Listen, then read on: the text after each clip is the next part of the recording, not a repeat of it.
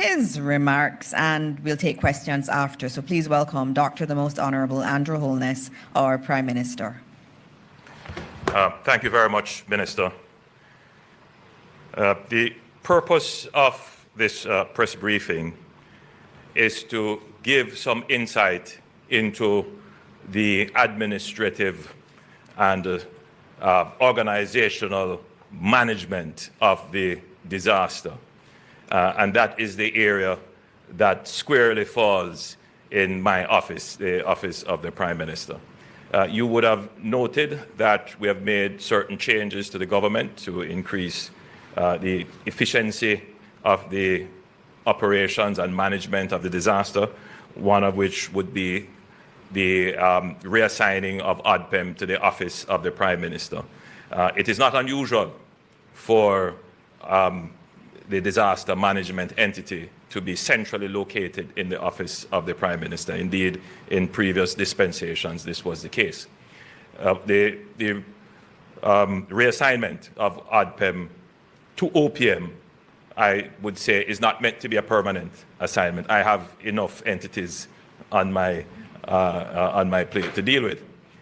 But it is important because the office of the Prime Minister can accelerate coordination and quickly remission entities.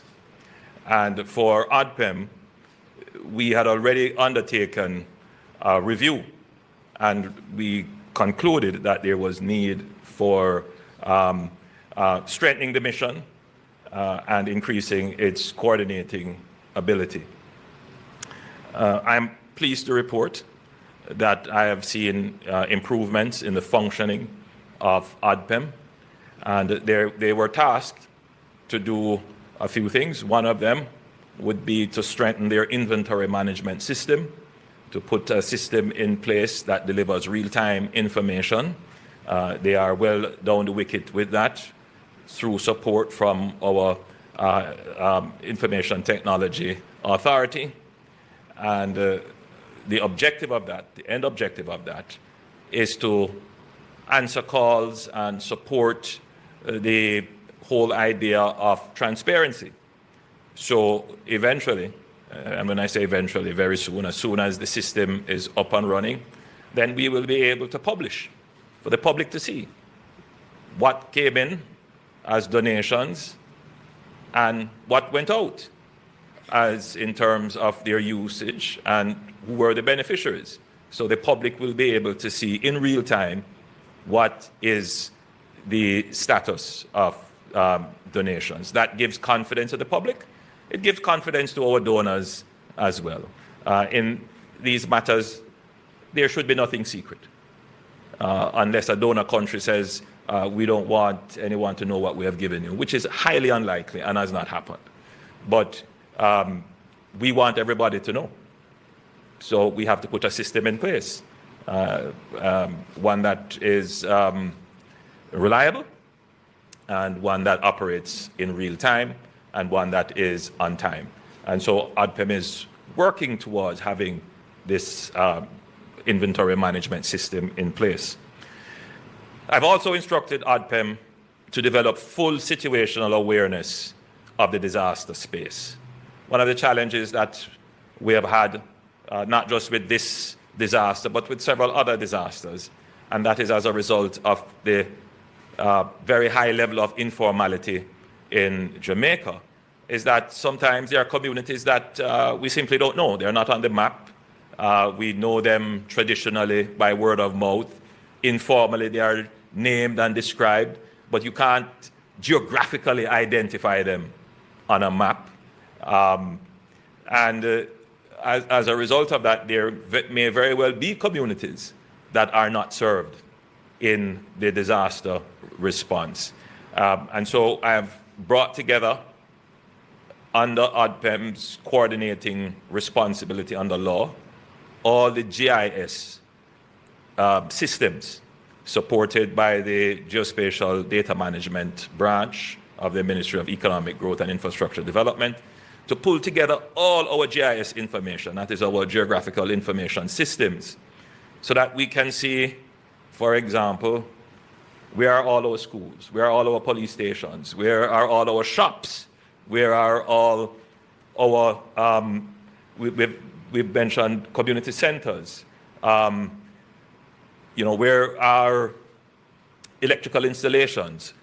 So that you can plan properly and be able to respond. So that is underway. The next time that Commander Gale reports, he should be able to give an update as to where these systems are, how they are being developed, and how they are being used in the disaster response. So we've brought together NWA, NEPA, the Ministry of Labor and Social Security, the JDF, I believe the JCF is also a part of it, but we intend to bring in all GIS information, have it coordinated in one central database so that we are properly able to respond to the disaster. Another element of the operations of ODPEM, which we have directed, is for them to rapidly scale up their assessment capabilities.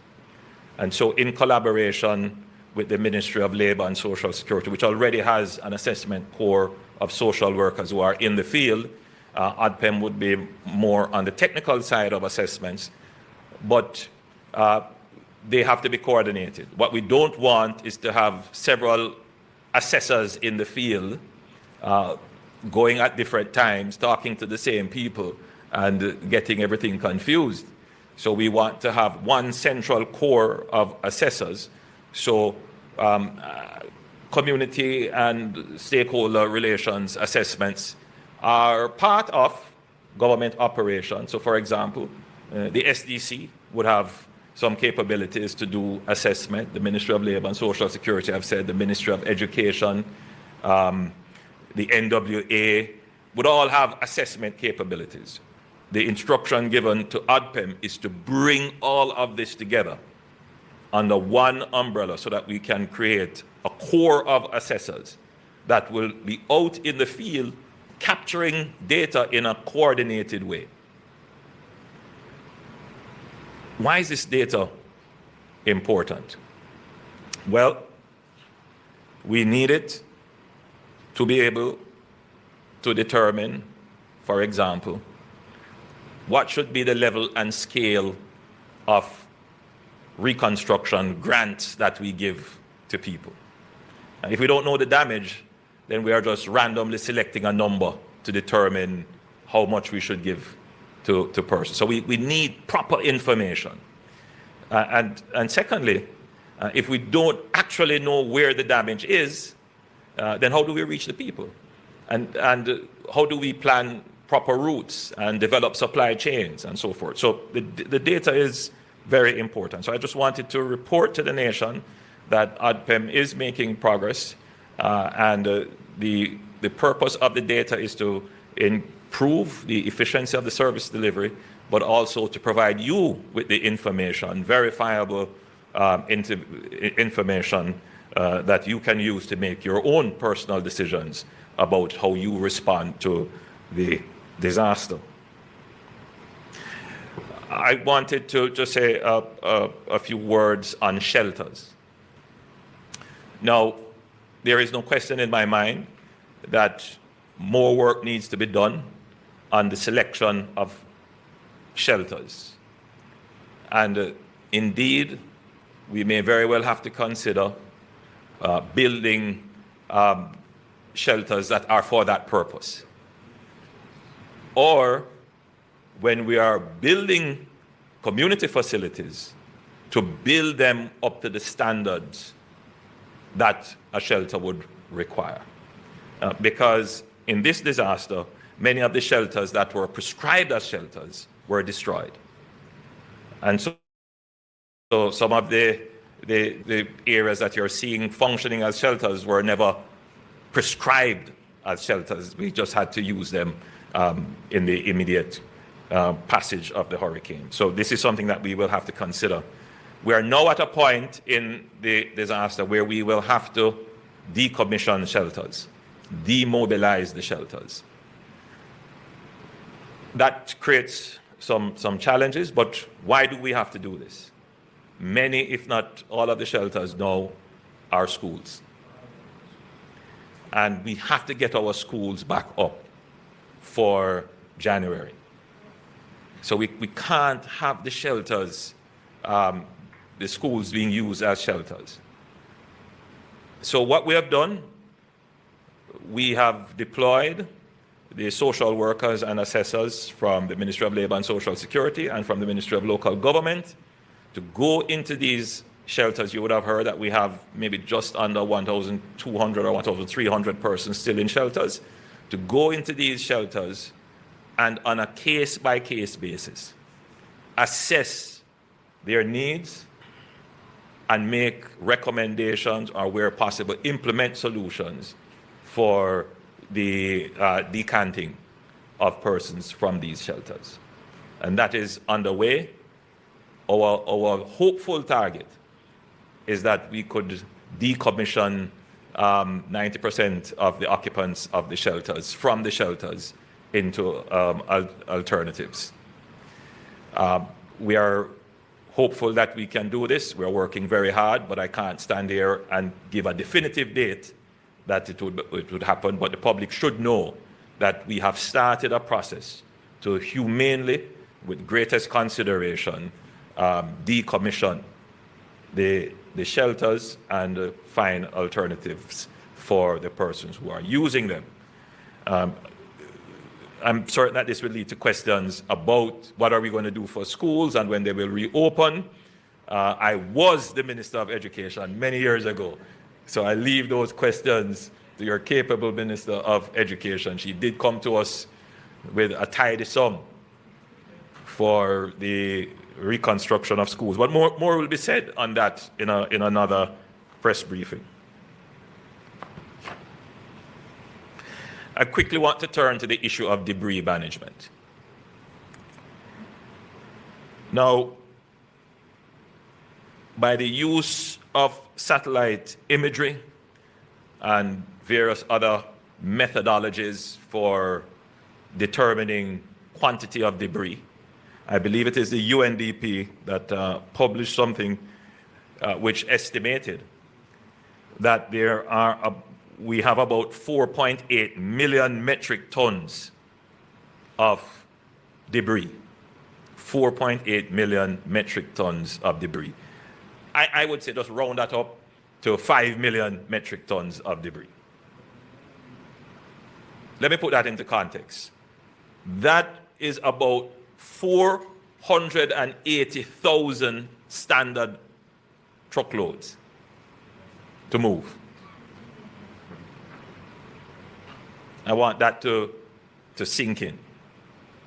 480,000. I would say round that up to about 500,000 truckloads that we need to remove. The NSWMA, with the resources that they have, I think they have been doing a fantastic job. If we didn't purchase those 100 and odd trucks, in addition to some other amounts, I don't know what we would be doing today. Communities all over Jamaica that have been badly affected are now at risk, potential health hazards. And for the communities of West Green and Catherine Hall in St. James, they are of particular risk because they had a quite unique situation where their houses were flooded and there was a residue of mud, a deluge actually of mud, and it really created a problem. What we have done is I have put together a special team headed by Minister Wheatley and Minister Morgan, and I have assigned them to ensure that the debris management process is effectively administered on the ground in specific communities, not general garbage collection, but we have to do some targeted collection of debris. For example, in West Green and Catherine Hall. I'm pleased to say that the NSWMA, and in addition to the efforts of the mayor of Montego Bay, that they would have by now removed some. Well, my statement here says they have done about 1,300, but that was as of Monday. I'm being told that they are closer to 2,000 truckloads that they have moved from Catherine Estates and West Green. But I think the bigger thing to note is the deployment of 200 persons who we had, in addition to the deployment of the Jamaica National Service Corps from the JDF, about 100, a little bit more than a company-size deployment. And they have been in the space working with the most vulnerable, our elderly and disabled and other persons who are infirm, who are just not able to clean up their own houses or move out their furniture. And they are helping. And so that is having an impact on the community. And we intend to use this model to focus on other areas. We're having in our sites looking at communities in Falmouth and St. Anne's Bay, and of course we have to go into areas like White House and Bluefields and those areas that have been significantly impacted. Of course, there is the very difficult situation in Black River as well. In further support of that, I have mobilized the UDC to take on some specific communities. In another press brief, I will give some information about what tasks we have given to various government entities to support the recovery. So I want to give hope to the people of Jamaica that though this figure of almost 500,000 truckloads is daunting and far greater than we have ever faced, because the challenge is not just to move the debris, where do you store it? And how do you store it safely? And so we are examining all the options, including recycling, using the wood chippers to reduce the wood, including having a structured approach to the recovery of scrap metals, and other such strategies to make sure that we can properly manage this debris. But objective number one is to move the debris out of the space where people are living. We have started a process of emergency procurement. We need as many trucks as we can get. So we have started to look in the commercial trade here. I have asked President Ali and Prime Minister Motley to see what they have in their jurisdiction that we can purchase or could be loaned or granted to us. Prime Minister Motley has kindly offered us 4 compactor trucks, which would be of great help to us.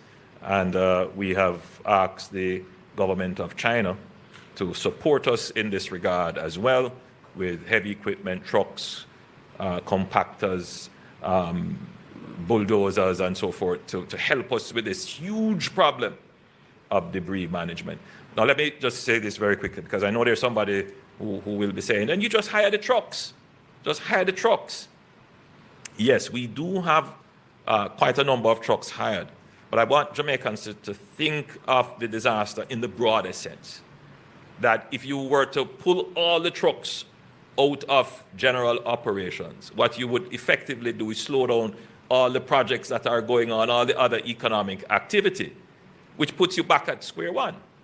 All right? So it's a delicate balance. It's how do you treat with the emergency without creating another emergency. What you really want to do is to keep your economy going. In fact, you want your economy to start to move faster, grow faster, while you find, parallel and alternative ways of dealing with the disaster that exists.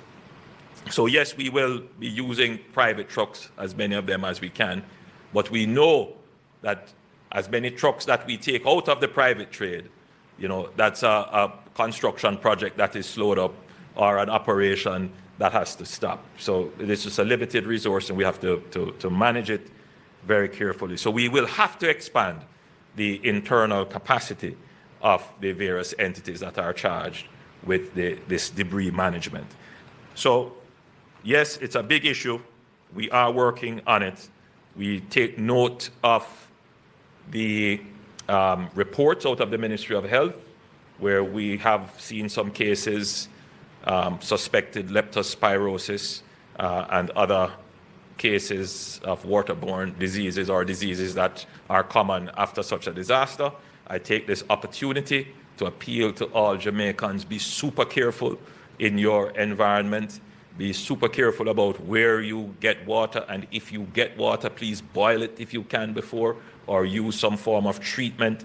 It is absolutely important.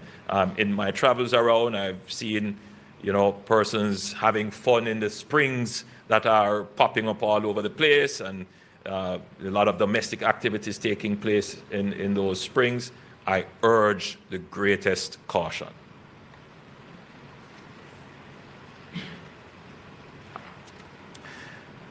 I want to speak a little bit about the JDF and what the role of the JDF is in this operation. If we use an analogy of the body, ADPEM would be the brain of the operation. Or let's put it this way, ADPEM is the eyes and ears. But the hands and legs would be the JDF. They do the logistics. In the initial phase of the response, the JDF flew 600 hours of missions, 193 missions, and that would include search and rescue, medevac, delivery of aid, all kinds of operations.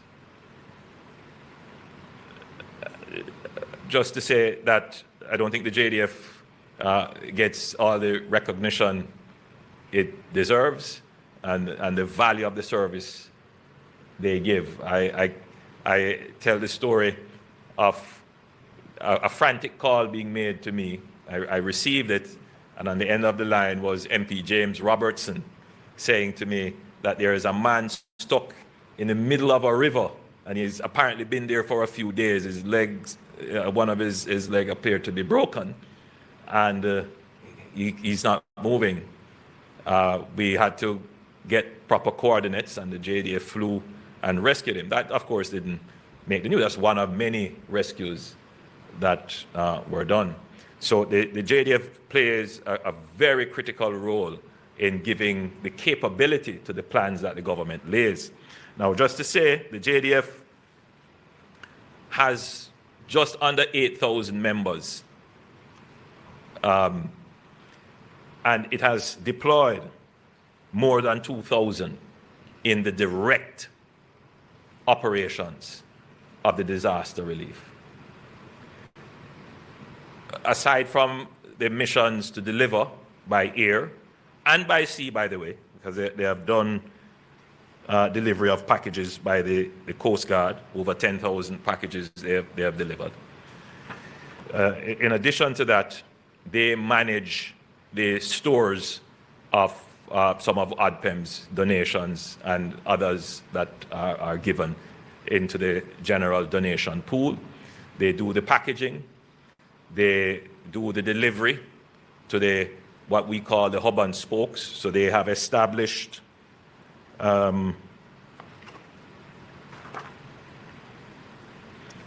they have established several centers, several hubs, you would call them, where goods are moved from the main warehouse to those areas, and then they have some additional substations, if you want to call them, where the goods are moved to them, and then they move into the community. So they have established an effective supply chain, and they are providing security for the convoys, they are providing security for the communities, and they are actually out there delivering packages. But this cannot continue forever. or for much longer.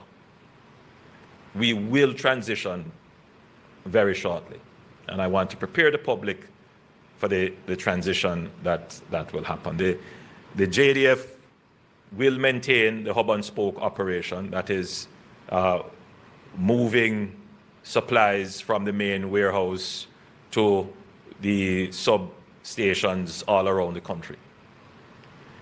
But it won't be so much a focus on the humanitarian food and care packages.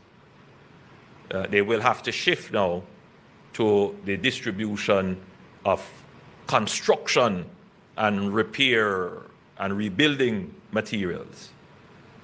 And they will also have to shift from giving out packages to helping in the reconstruction and rebuilding of critical public infrastructure, and indeed to assist private individuals who are elderly or infirm or otherwise unable to do so themselves. But before they can do that, the engineering corps has been called back to fix up their own barracks and camp facilities, because the JDF also was impacted. So as soon as they have repaired their own installations, then we will be repurposing almost the operations of the JDF to be moving in now the building materials and to help in communities to do reconstruction. This is necessary because you would have heard President Ali and Prime Minister Motley and others saying, hey, we want to send members of our engineering corps here to assist in the rebuilding. So we definitely must have a complementary corps to support those activities. And other countries, which we are in dialogue with, will be sending members of their engineering team. So very soon you're going to see a full deployment of the JDF with other engineering corps from other countries coming to assist us with the rebuilding of critical public institutions and to assist the infirm and the vulnerable in rebuilding private facilities. This is necessary to be done because after a while it becomes very costly to be using the resources of the JDF to be delivering packages. But there is a reality which the communities that are affected should start to bear in mind, and indeed the wider Jamaica. In the initial phase of the disaster, you would have seen an influx of NGOs, concerned persons, concerned Jamaicans coming in to give. You see it all on social media, everybody handing out packages and so forth. In another couple of days, you're going to see that dry up. Some are going to return. That they have been here so long is quite exceptional. Some do have staying power. They will stay with us for a little longer, but it is going to taper off, and which is why the government had to strategically build out a system that could endure and last and be able to continue to deliver even when private and NGO philanthropy dries up. So we are very appreciative of everything that has been donated and given so far, and at this point I'd acknowledge Ramesh and indeed the wider entertainment community that has come out and given. I think they should be commended and lauded, and indeed I'm encouraging them to continue as long as possible to give. It's necessary and well respected and appreciated.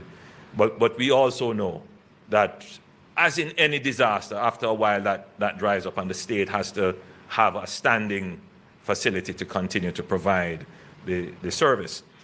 So it's necessary that we start that transitioning in anticipation of what is going to happen.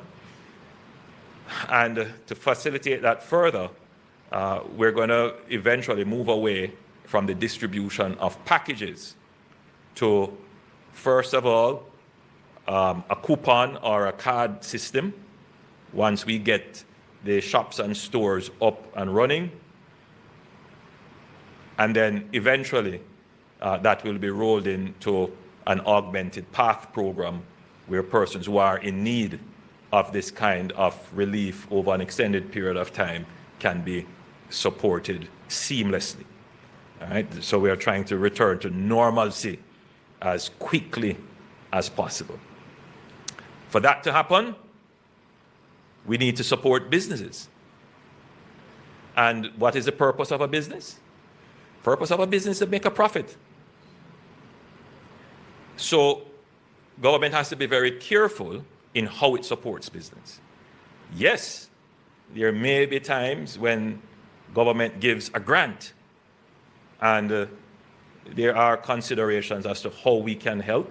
I know the DBJ is considering how we can help businesses get back on their feet, and government is considering how that will work.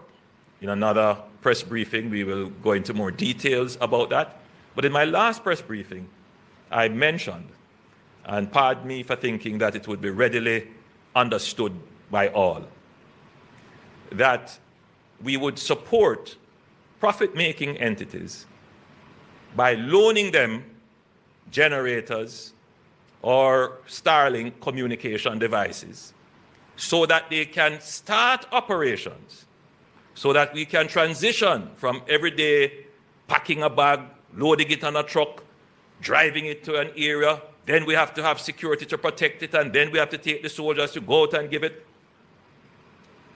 to a simpler way, which gives people dignity. They don't have to go and stand up in line and waiting to get. Secondly, gives people choice, because you start to hear it already. You know, tired of what is in the bag. All right, no, I don't want any more bag. Carry something else, come. And we start to hear that coming already. So transitioning back to normalcy restores dignity. It gives choice. But the biggest thing for us, the biggest advantage, it gives accountability. Let me be clear. All of what we have given out so far, the accountability rests on what countries have given to us and what we have recorded in our stores and what we have given out to persons who we expect to give out to others. We have no record of the end beneficiary because we have not asked for any identification. We have not asked for anybody to provide their TRN. In this phase of the relief, it's about just getting the food out there, getting the care packages out there to people. Because were you to do that, you would see an avalanche of misinformation, which we saw coming out. So we have made sure that we have moved the products, the humanitarian supply, into the community as quickly as possible. But that can't go on forever. Once we start to make huge expenditures on humanitarian relief, we must be able to give a certain level of certainty that the expenditure went to the beneficiary. And so we need a system where that can be done. And the voucher systems or the cards provide that kind of support. So for that to happen, we need shops to get back up, and we need the ATM machines to start working. We need the remittances, the remittance houses that you can go and collect your remittances. We need those to start operating again so we get back to some level of normalcy so that we can have the transparency and the accountability that everyone is calling for without understanding the dynamics that you have to first put in place in order to achieve that. And so we are well on our way working with that. Minister Hill has been tasked with doing this. He has so far identified 48 business entities in 2 of the affected parishes. They are seeking to expand that rapidly. And we will, through the program that I have announced, provide through a loan the facility, these are profit-making entities, the facility for them to stand up their operations so that they can have electricity, they could get a refrigerator, we could help them with a Starlink, or maybe their roof is off, we could help them restart. So there is that facility where it's either a grant or a loan, and that is being worked out. I know the private sector is also doing similarly, and that is being coordinated with Mr. Keith Duncan at the lead of the coordination between the private sector and the government in terms of just trying to get the regular business, private sector supply chain up and running in communities. And as I'm on generators, again, I thought it would be obvious. But these days, I learn not to take everything as obvious. You have to explain in excruciating details because there are those who either don't know or are deliberately trying to confuse. And let me explain in excruciating details. There are 900,000 Jamaicans impacted. 150,000 houses. So far, Minister, you can recall how many generators we have gotten? It's less than 1,000. 500. Now, all of the smart people who are talking about how we use the generators, how do I decide who gets out of the 900,000 people who could claim 500 generators? I keep saying to people, do not listen to the mischief and nonsense. And as your Prime Minister, my job is to make sure that you have the information. You can do with it what you want, but the record must be there so that those who are vested in mischief, who carry information falsely with malice, that you can counter them.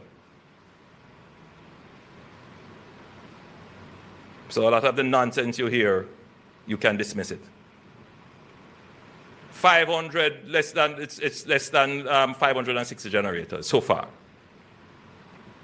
None of those generators will be used in the program I just mentioned, which is to provide a loan or a grant to businesses that we're trying to stand up to ensure that the private sector supply chain starts to operate. All of the generators that we have been given through private donations or through bilaterally from other states will be used to build resilience in the public operations. In that way, we guarantee that the benefit of the 500 is multiplied to benefit everyone. So what we have done, we have said that we're going to give the generators and other such items that build resilience, we're going to give them to our police stations that now don't have. So out of this, what we intend to do is to ensure that every police station that is built or under construction now, or that currently exists, we're going to make sure that they have a generator. But it's not just giving them. They will have to provide us with a system of maintaining it so that when this generator goes, it is replaced. So that we can now say, when we are hit by another disaster, our police stations have backup capabilities. If you go into any of the communities that have been badly hit, where are people gathering to get their phones charged and to get communications? They are going to either the police station, the municipal office, the fire brigade. So we're going to provide as many of these generators, providing they meet the required specs, to these operations, to the emergency services and the critical services.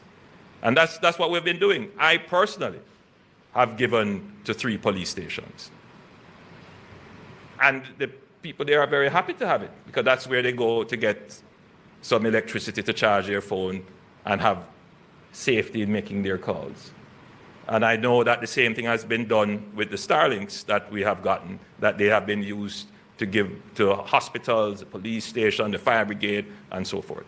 So that's how we are using it. And that's the smartest and best way to use it, to ensure that the average person benefits from these donations.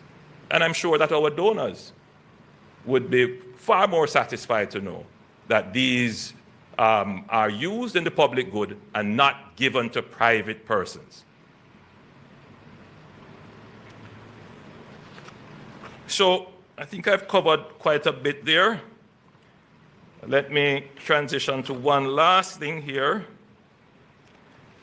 Well, there are 2 important things that we have to discuss before I complete my presentation. I want to talk a little bit about electricity. Immediately after the disaster, I believe we were at about 23% of the island having electricity. Today, we are at 70%. 70% of Jamaica is with electricity, and that is increasing every day. The lessons learned from Beryl have paid off, and the JPS is working assiduously to bring electricity back to areas that have been affected. I can only ask for the patience of Jamaicans. I know it is incredibly frustrating when you don't have any electricity and you just look across the road and your neighbor has electricity, and somehow you feel that the system will fight against me. I assure you that is not the case. I can't explain to you the technical issues, but I figure it has something to do that not everyone is on the same grid and connected to the same supply, and so it does take time to get all the various grids back up. All right, but I'll leave that to the JPS to explain. Now, we gave JPS a challenge 2 weeks ago. We gave JPS a challenge. And the challenge was that they should get Montego Bay, the second city, the second main commercial hub of the island, up and running by December 15th. That's the challenge. And I'm pleased to say that the Hip Strip has electricity. I gather that there was quite a crowd watching on big screen the football match last night. I believe it was in the Montego Bay proper, probably in the square that they were watching it. So electricity, I gather, is there, and almost every day communities within Montego Bay proper and surrounding are getting electricity. So the intention is that by the 15th of December, the tourism hub of Jamaica, Montego Bay, should be electrified. So by the 15th, December the 15th, we should expect that the Elegant Corridor should get full electricity. That's the challenge, and they are working assiduously towards this, and I am giving them as much support as I can to ensure that this is done. I want to say a little bit more on electrifying the tourism hub. I've tasked Minister Bartlett and Minister Mackenzie to bring together all the permitting and approval entities along the tourism corridor. And we consider the tourism corridor from as far as St. Elizabeth, Treasure Beach, coming all the way around into, going through Westmoreland, Hanover, going all the way around, going into Trelawney. that have been impacted. So all of those parish councils and all the other entities that are responsible for permitting and approvals, for them to create a fast-track committee to give approvals to all the hotels that are deciding and are now in the process of rebuilding. In other words, what I'm satisfied with is that the hoteliers are ready to rebuild. Some of them will have insurance. Some of them are going to consider this an opportunity to rebuild and make their plants better. Government should not be an obstacle in that, because the longer the hotels stay out of operation unnecessarily, the greater the threat to employment and revenue. So the Minister Mackenzie is telling me that they met on Friday, that there is general agreement, and the logistics of how that will be done, I'm expecting that by Monday we'll have a report. And I say to the tourism sector, get ready. I suspect you are already, but we are here to support you to get back on your feet bigger and better. We want to get the tourism sector moving. This same principle will be applied to other businesses. But what we want to do is just to get the tourism stuff out of the way, because that's quick, and then we will apply that same principle. So the tourism resilience corridors I have defined, starting from Treasure Beach in St. Elizabeth, going all the way around to Falmouth in Trelawney, they will be the beneficiary of an accelerated permitting and approvals process to get them started, along with, of course, having electricity. Currently, JPS has 600 linesmen and with their equipment in the island. Some of those linesmen will leave shortly. On the general trajectory, it could be as long as 6 months before electricity is returned to every community in Jamaica. Thankfully, we are at 70% now. By the 15th of December, we may very well be at, maybe 75% or more. But that last mile in the particularly devastated area, that is going to take a lot of time. So there are two things that you trade off. It's time and resources. So if you use less resources, it takes a longer time. If you use more resources, it may take a shorter time. So we are working with JPS to bring in more resources so that it takes a shorter time. We are of the view, based upon JPS's assessment, I will leave them to give you the details, that they could shave 2 to 3 months off total recovery if they have the resources up front to deal with the recovery. So they want to have 900 linesmen, which would mean bringing in an additional 300 linesmen. And so the government is working with them to see that we can get this done so that we can get electricity back much faster than is projected. And if we get electricity back quicker, then water comes back quicker, communities start to normalize, we are in a better position. So I want to just update the nation on that we are seeking to move very quickly to restore your electricity. We are at 75% now, 70% now. By December 15th, we could very well be at 75%, and we are working as quickly as possible to get to full restoration. Housing and shelter. Now, this is what I know most Jamaicans want to hear about. Now, as was said before by Leela, this is the largest devastation in the recent history of Jamaica, certainly in our independence history. No government has ever had to deal with the magnitude of this kind of devastation. $8.6 billion, 8.8. So, we had estimated in the first tabletop assessment 6 to 8. But the recent rapid assessment done, which is called the grade assessment, you are now saying it's $8.8 billion. And again, we are saying that that is conservative. And as the final PIOJ is in charge of doing the final assessment, we'll get what that figure is. Now, I know when the country hears 8.8 billion US dollars, there are those who may say, boy, this is the reggae boys match all over again. No, there's victory in sight. There's hope, there's victory in sight, there's victory in sight, yes.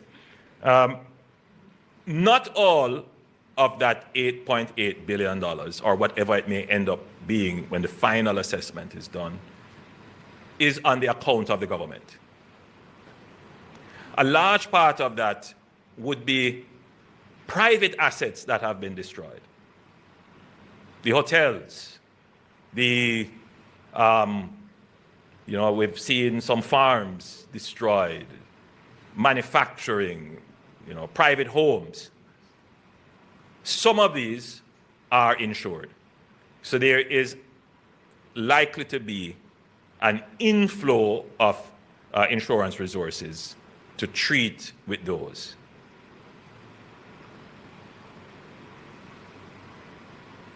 The residential structures that are destroyed, it couldn't be expected that the government will assist in the rebuilding and reconstruction of 150,000 homes.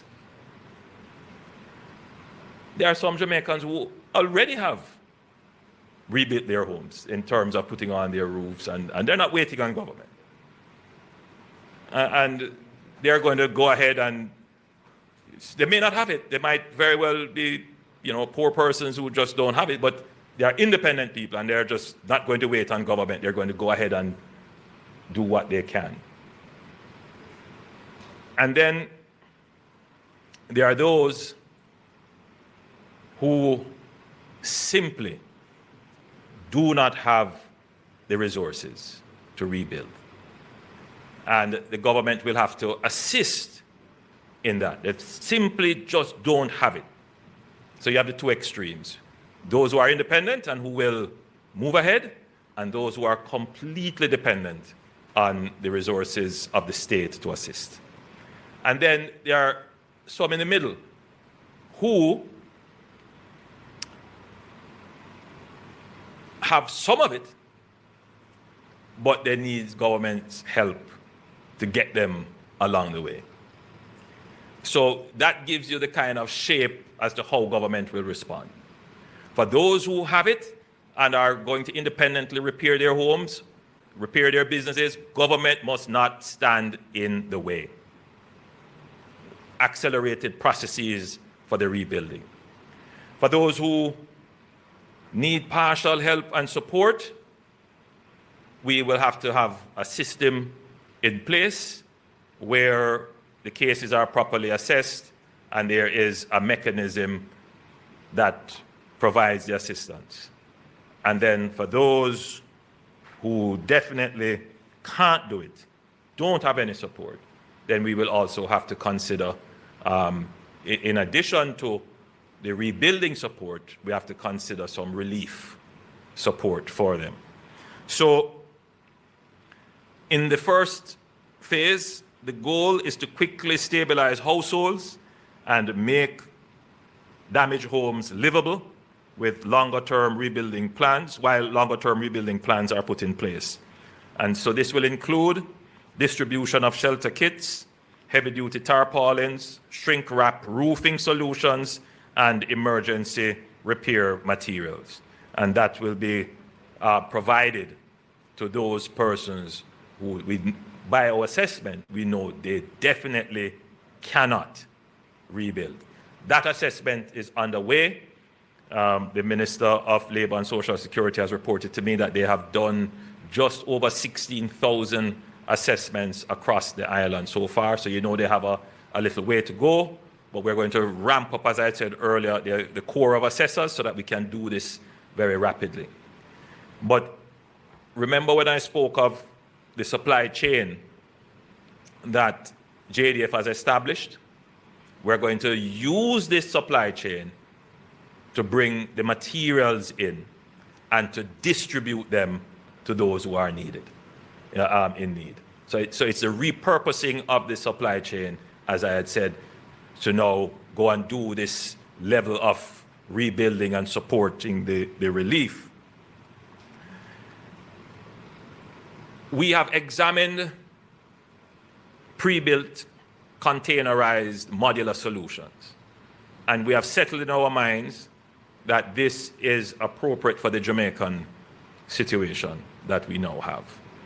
There are different types, different versions, and so I've met with the NHD, and the NHD has provided us with a solution that they are presently working on.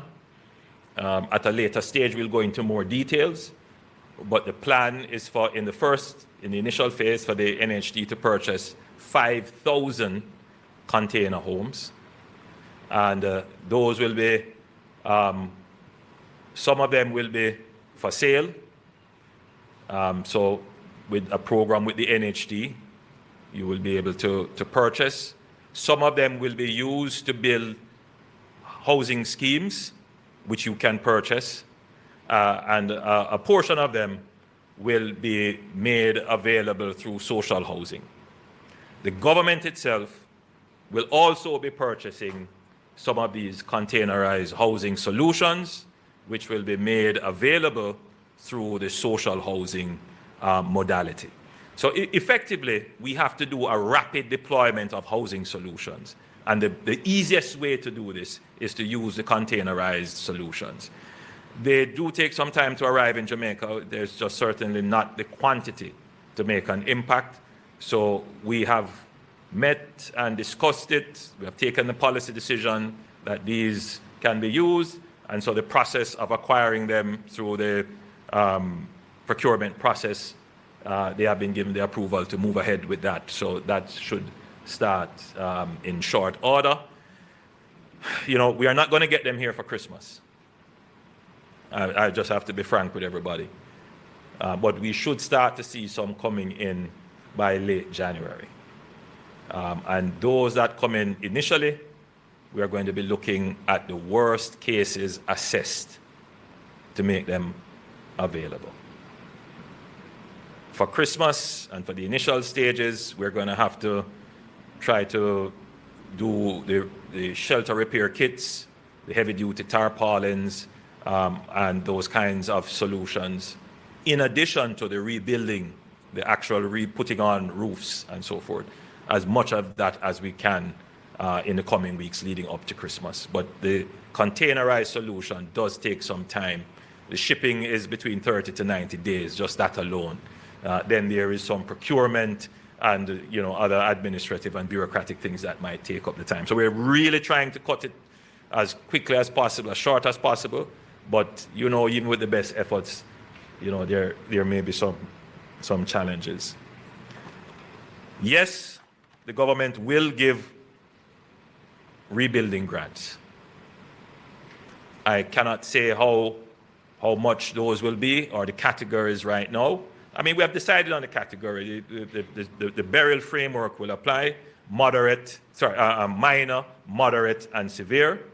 But that needs an assessment. And so that's what is kind of holding us up, why we can't pay yet.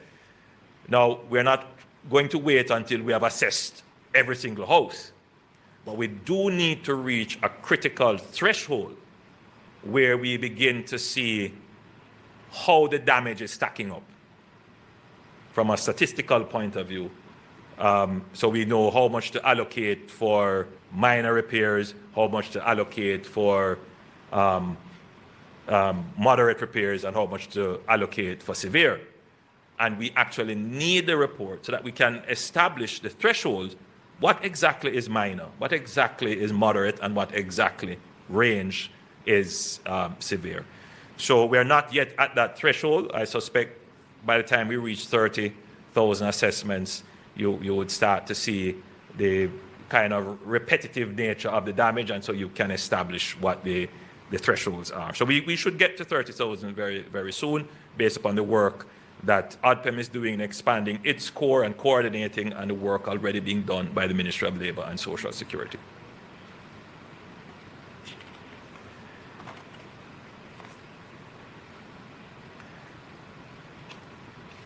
Now,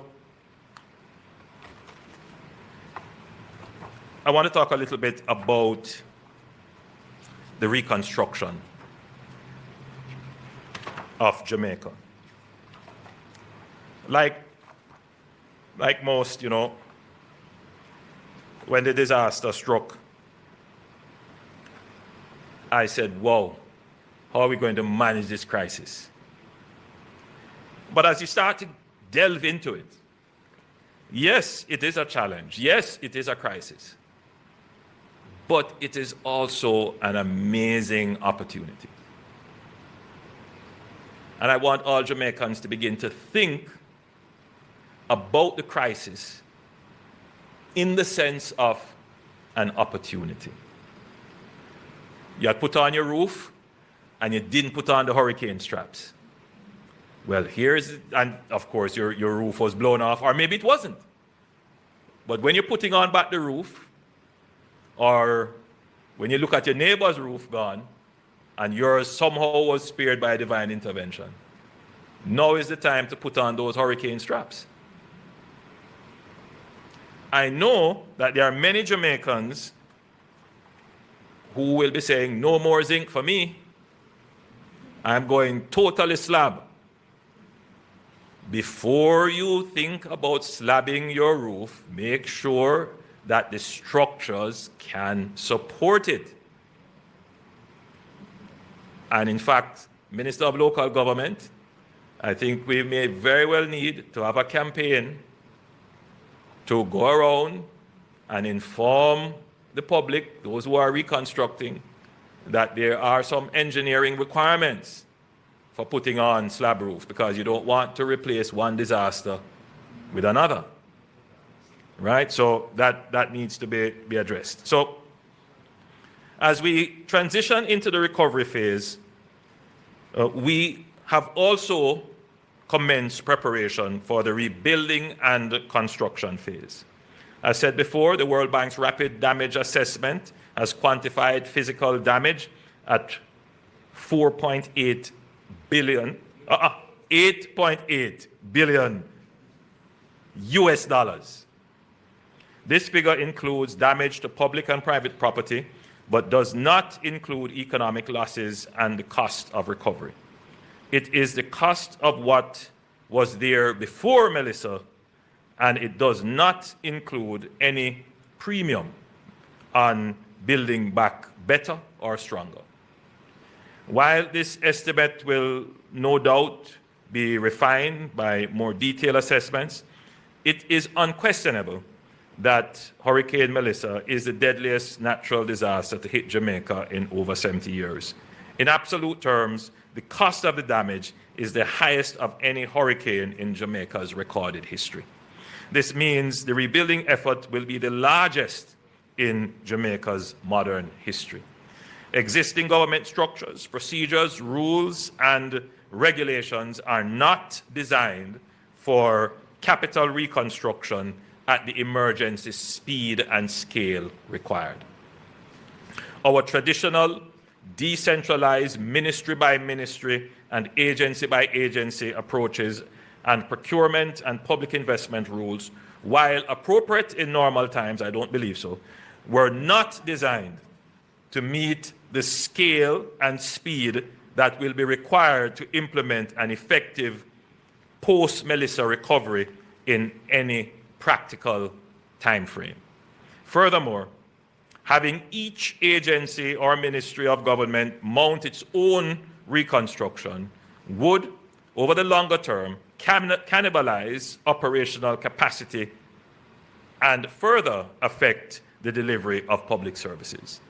In addition, a fragmented ministry by ministry approach will not easily scale to meet the magnitude of the reconstruction challenge.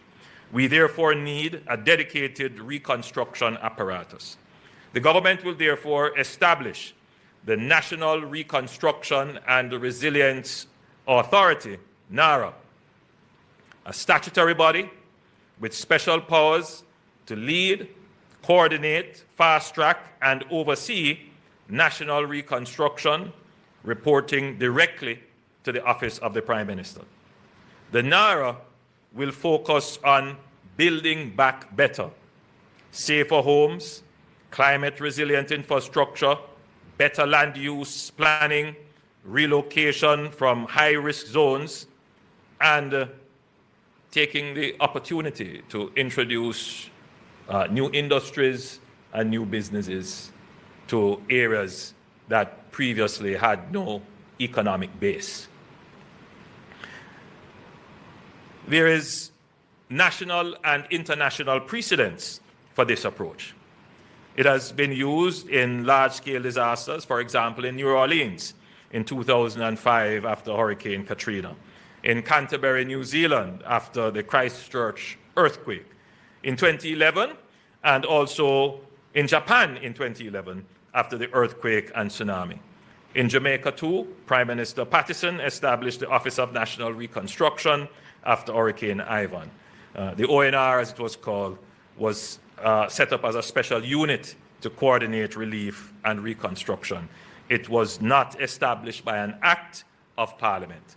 The NARA will be much larger in scope, obviously, and scale, and established under special purpose legislation. Given the extraordinary powers that will be sought to expedite reconstruction, the NARA will be set up with a sunset date of 5 years, renewable by Parliament. So we're not seeking to have this established forever. It is a time-bound exercise, and it has to be time-bound so that we can actually meet the recovery and reconstruction date. If you leave it unbounded, people will believe that they have forever to achieve the targets. The authority's administrative expenditure will be financed from the national budget, as other agencies are. However, recovery and reconstruction activities will be financed initially from the National Natural Disaster Recovery Fund, the NNDRF. The NNDRF was set up to receive the proceeds of Jamaica's disaster risk instruments, including Jamaica's catastrophe bond, policies with the Caribbean Catastrophe Reinsurance Facilities, CRIF, and various credit contingent claims with the IDB and the World Bank. These amounts will total approximately $650 million US. It is likely that the government of Jamaica will have to borrow to finance reconstruction beyond what will be available in our NNDRF. We have immediate access to approximately, and please note I use the word approximately, $500 million US from the IMF's Rapid Financing Facility, the RFI. The RFI facility does not come with policy conditionality. So we will start this reconstruction effort with approximately $1.15 billion US in immediate funds. This is significant. To dimension this, under normal circumstances, it would take us 3 fiscal years to spend such funds in capital expenditure under normal circumstances. But let me just say this, because again, there is a lot of misinformation which is suggesting that the government of Jamaica is receiving huge sums. I would want, if it is possible, to display the grade assessment of damage, and just to look at what the infrastructure damage is. Just infrastructure. That's the one that you can say it's absolutely public, and I believe that was about $2.3 billion If you can display that very quickly. $2.9 billion of infrastructure damage. That's, you could say that's government's responsibility totally. And then there is a part of residential that would be government as well. And then there is a part of private, meaning private homes and private facilities that government may also have to assist. And then there is the relief and the recovery expenditure. So we have here a total of $1.15 billion. A part of it is the insurance and the contingencies that we have, and a part of it is immediately accessible debt that we could start. But just from the assessment here, which is not the final assessment, you know, there's $8.8 billion of damage for which the government would more likely be responsible for at least half. So there is still a gap that will have to be funded, and that will have to be funded by additional borrowing. So those who are of the view that the government can engage in a spending spree, thank God they are not the government. The government has to be frugal. It has to be careful. It has to watch now more than ever. It has to watch every dollar that is spent. Because yes, we are in a good position, no doubt. We have never been in a position where a disaster struck and we don't have to be scrounging around to find $1.1 billion. We have it there. To start, we can start. That is because of the fiscal management of the government that built resilience in our fiscal affairs. But we are not out of the woods yet. And every dollar has to be carefully thought of. It speaks to a national psyche that the country must develop. If you can stand on your own 2 feet, stand on your own 2 feet. If you can help someone, help someone. Let the government focus on helping those who can't help themselves. Let the government focus on rebuilding the infrastructure that is for the public benefit. That must become the psyche of how we are going to get through this. So the NARA, the National Reconstruction and Resilience Authority, will have special powers to accelerate planning approvals, procurement, public investment and implementation, reducing delays for priority reconstruction projects in designated special reconstruction areas. We will establish a high-level public-private advisory board, and that, well, we won't announce who the chairman will be, but it will have on it some of our elder statesmen, persons from civil society, technical persons. Certainly we will invite some of our multilateral and overseas partners to sit on it, to give us advice and to help. But it will be a multi-stakeholder board that will ensure that we are making the right decisions, there's transparency and accountability. But more importantly, in the info disaster that is going on, we will need voices other than the government to explain some of the decisions that we will have to make. Because regardless of what we do and how we feel that we're making the right decision, Jamaica is a democracy. And ultimately, you want the people to understand what you're doing, appreciate it, and give their support. So we are not going to move ahead and leave the people. We're going to take the time to engage in conversation, to explain, and to challenge misinformation. As I said, any nonsense that is put up, any misinformation that is put up, we will stand here and challenge it. We will never cower in the face of falsehood. And that has been our position, and we will do it with dignity, and we'll do it boldly as well. So we will also establish an interagency coordinating committee which will ensure that decisions are made swiftly by the heads of executing entities. And we will engage, this is very important, international EPC and program management partners. EPC, this means engineering, procurement, and construction. So in the normal way of doing these projects, the government will develop the program, they will carry it through some kind of public investment appraisal, and then they will go to procurement to find the contractor, and then they'll find the contractor, then they end up into contracting, and then they start to do construction. What we want is to engage with one single entity that can take the entire project from an enterprise scale and deliver it. And so all the other steps are internal to this entity. So that's the route that we're going, and I believe that that will increase the pace at which we can get these things done. Now, speed of execution will not mean an absence of accountability.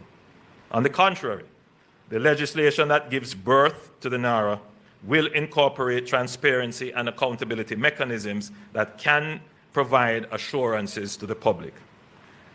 The NARA will serve as a proof of concept for a more agile, performance-driven model of public administration. The lesson from this authority, procurement reform, faster execution, data-driven reporting, will inform longer-term reforms to modernize Jamaica's public bureaucracy. So what we learn from this, we will seek to translate this into the wider public bureaucracy.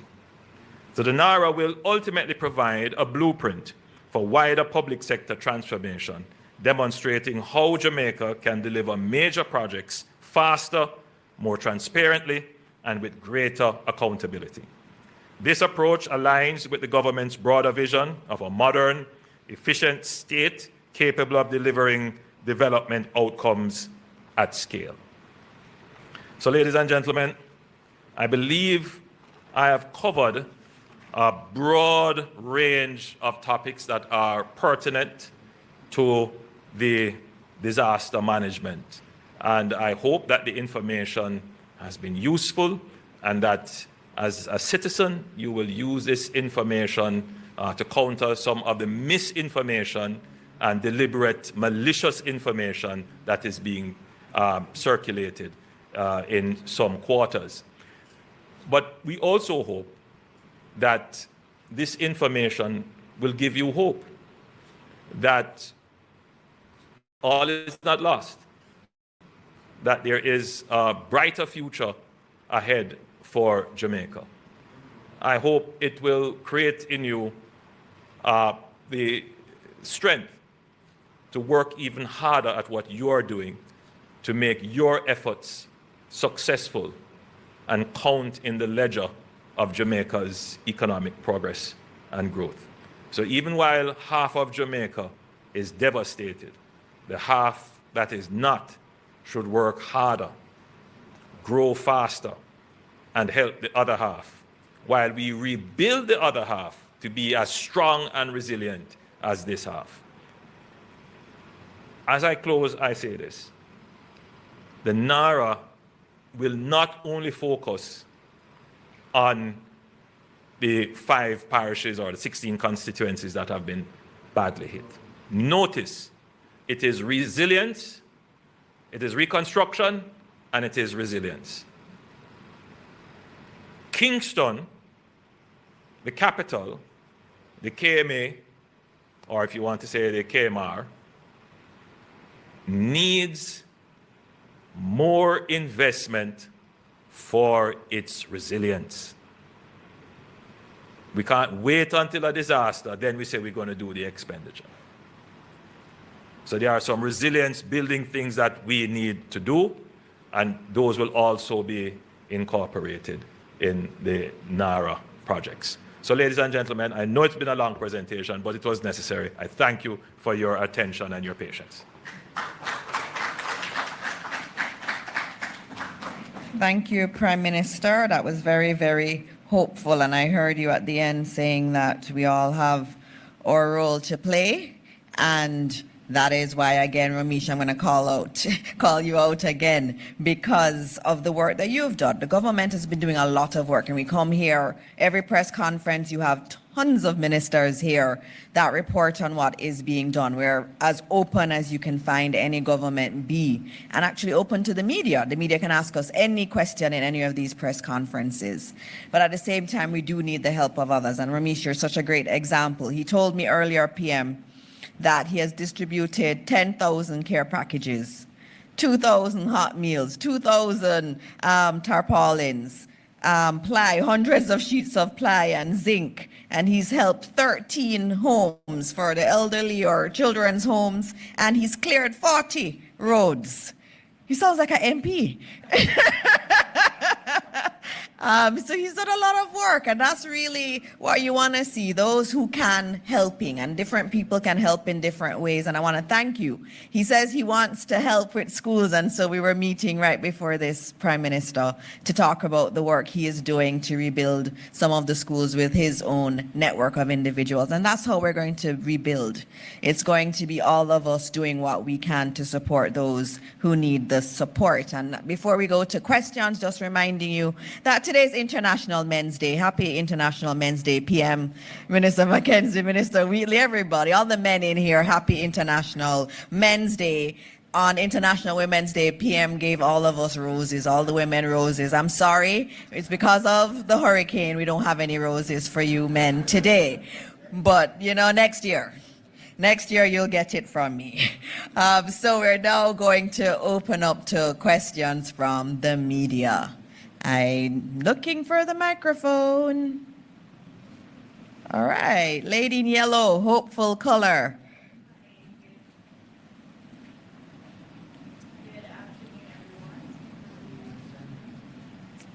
We're not hearing.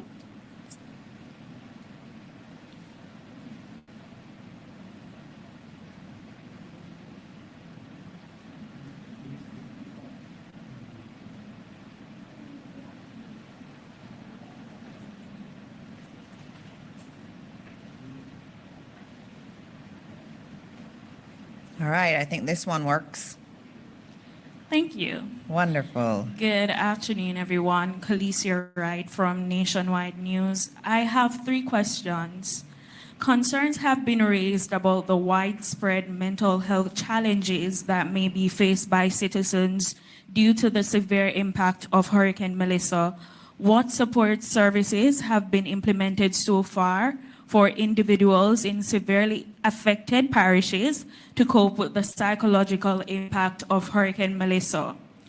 Question 2, Minister Morris Dixon, can you provide an update on the state of children's homes across the island and the estimated cost of repairs, if any? And my final question, and this may be directed to Prime Minister Holness, how will the impact of Hurricane Melissa affect the government's pre-election promises? So this includes student loan forgiveness, increase in minimum wage, and the GCT rate adjustment. All right, thank you for those questions. Minister Mackenzie, do you want to speak on the psychological support? Because I can speak a little bit on the school side, but PM, you want to come first? And then I'll deal with children's homes. Khaleesi? They're very good questions, Khaleesi. Let's start with the psychological and the mental health issues. Now, Minister Tufton, I'm certain, has given a number of updates on this, and so I'll allow him. And the Minister of Education would also have an update because a large part of that would be under her jurisdiction. But one that we tend to overlook is the chaplaincy service of the JDF. And they actually do some amount of support as they go into communities. And so everybody's actually tasked, the Ministry of Labor and Social Security, the JDF with their chaplaincy services, the Ministry of Education, the Ministry of Health. It is something that is now mainstreamed. I wouldn't say it is, at the level that it should be, but there is a greater recognition within the government that you have to treat with the emotional side of the disaster. And so I would say generally that there is a greater sensitivity. And so you will see that reflected in trying to ensure that there is dignity, for example, in how aid is delivered, how people are treated and respected. So I'll just give you an answer from that perspective. The details, I'd leave the other ministers to tell you. As much as possible, we are going to try to keep our commitments from the manifesto. As I said before, we don't want to slow down the development of Jamaica as we pursue the recovery and reconstruction. There are going to be, however, fiscal choices, meaning, do I spend the limited resources now on X, or do I spend it on Y? So the general rule would be,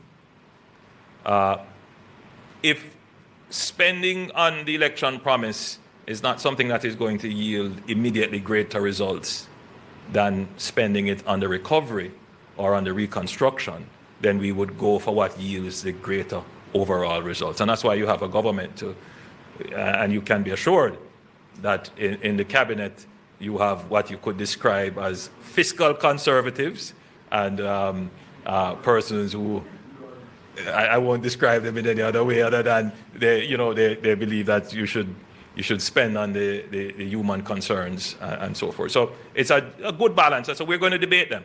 And I'm sure that there are some things that we won't do right away and some things that we will continue with. So the short answer to you is that the commitment that we have is to maintain government as much as possible, keep moving forward, to keep the commitments.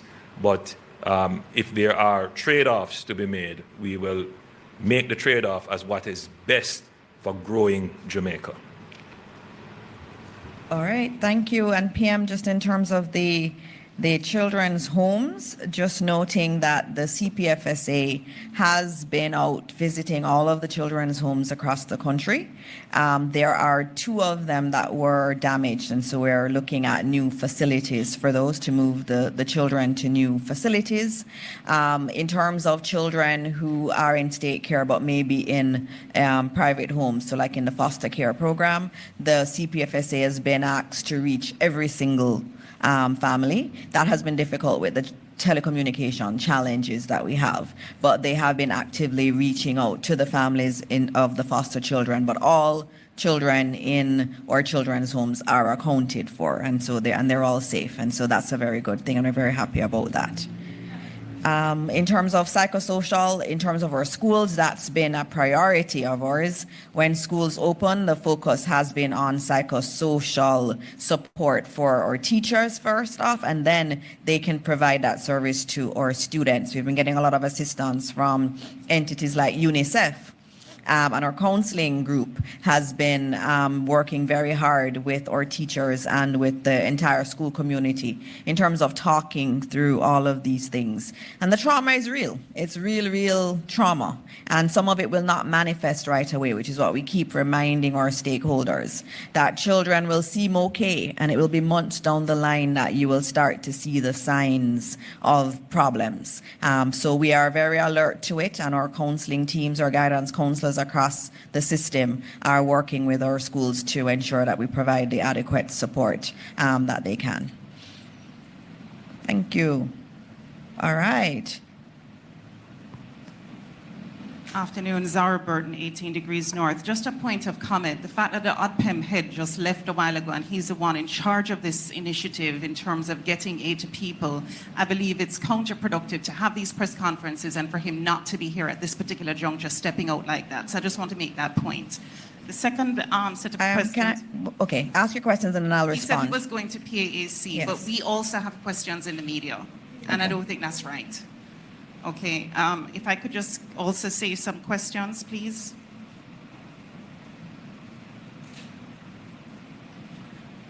In terms of the Prime Minister, I'm hoping that you can answer some of these questions. The questions I wanted to direct to the ODPEM head, maybe they're on your lap today, but I don't know if you can answer them. We've been asking for very specific information when it comes to the issue of the drops. Kalisha Williams, in one press conference recently, asked about a drop schedule because there's been some concern from people on the ground that they're not getting aid equally. And I know that the Prime Minister just mentioned a while ago that there will be a card system implemented, but in the meantime, there is this concern about aid not being equitable. So we would want to know, for the people who are in the midst of suffering, what can be done to give more specificity on the aid drops so that people can know when to expect what, when and where, and especially the people on the interior who are not getting some of this aid. 2, is there a way to speak about these container homes that the Prime Minister just spoke about? One container, I remember, went flying, according to this guy in St. Elizabeth. And so I'm just wondering if when we spend on these container homes, if that has been looked at, the issue of how strong these container homes will be. 3 for the PM. What about the houses underwater? Will you be rebuilding these currently? Can you repeat that one about water? The houses now underwater. Oh, underwater, okay. Yes. Will you be spending money to rebuild these? And then in terms of climate change, there was a vote in October 2 weeks prior to Hurricane Melissa, where the international community was voting whether to delay the implementation of carbon emissions, the reduction and implementation of an initiative to cut carbon emissions from ships. That was delayed for a year by the group, and Jamaica voted to delay it. I wanted to know why we voted to delay that. And also, if climate change is so urgent in Jamaica, why didn't we maybe engage our partners like the United States, China, Saudi Arabia, on this particular measure more aggressively instead of delaying it? Let me try and answer your questions, but I believe I've been saved by Commander Gale, who somehow he heard your voice from as far as the PAAC and materialized here. Please join us, Commander Gale. You may be better able to answer some of these questions than I am placed to do. But to say on the matter of the equitable distribution of the humanitarian and care packages, I too have had my concerns, and I too have heard the complaints. Now, when we investigated it, it was not necessarily that there was any malicious intent. In other words, someone decided that they're just going to give aid to one particular community. A lot of it was that because of the informality of our system, there's just some communities that they just don't know. And the MPs have been very useful in pointing out, hey, you have forgotten this community, you have not gone to this community. In that process of bringing communities to attention, you would then get the opinion that these communities were willfully neglected, which is not the case.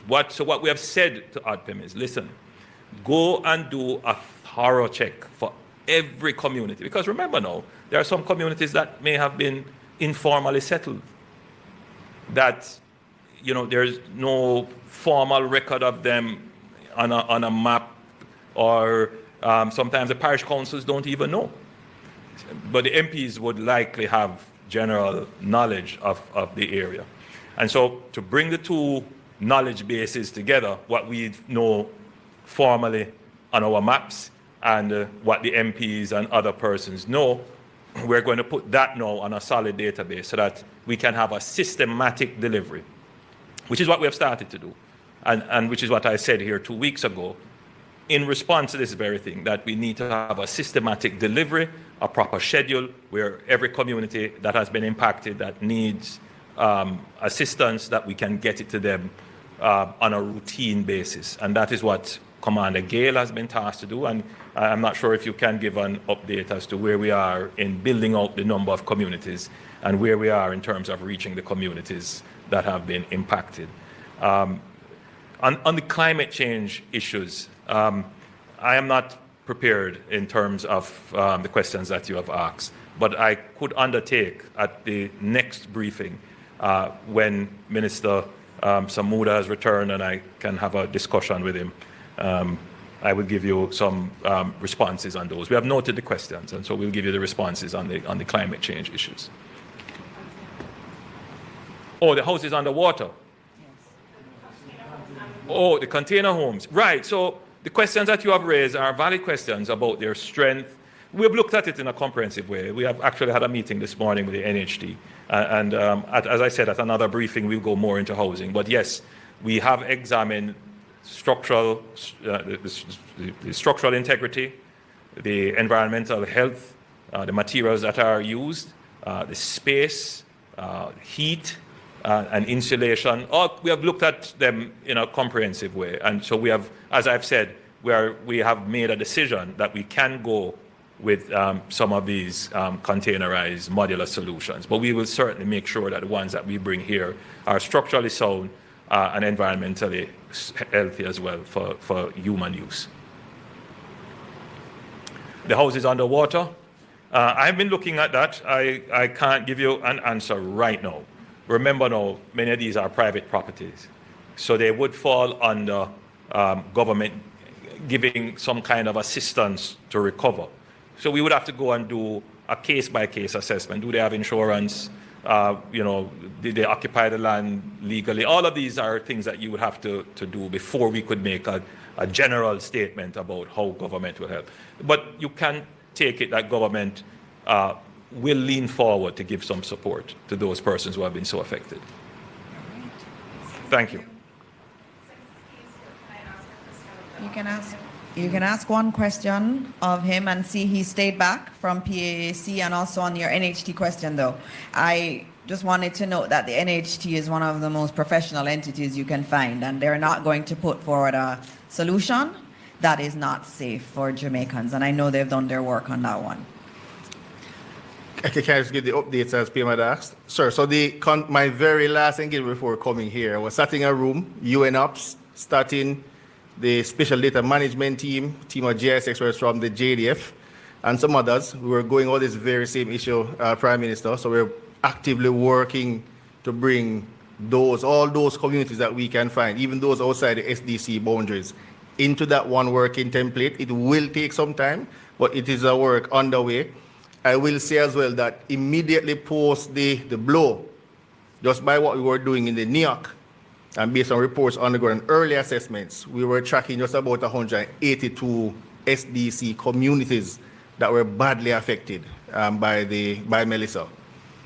Today, I believe I had indicated that the JDF running through the distribution system for ADPEM would have reached some almost 300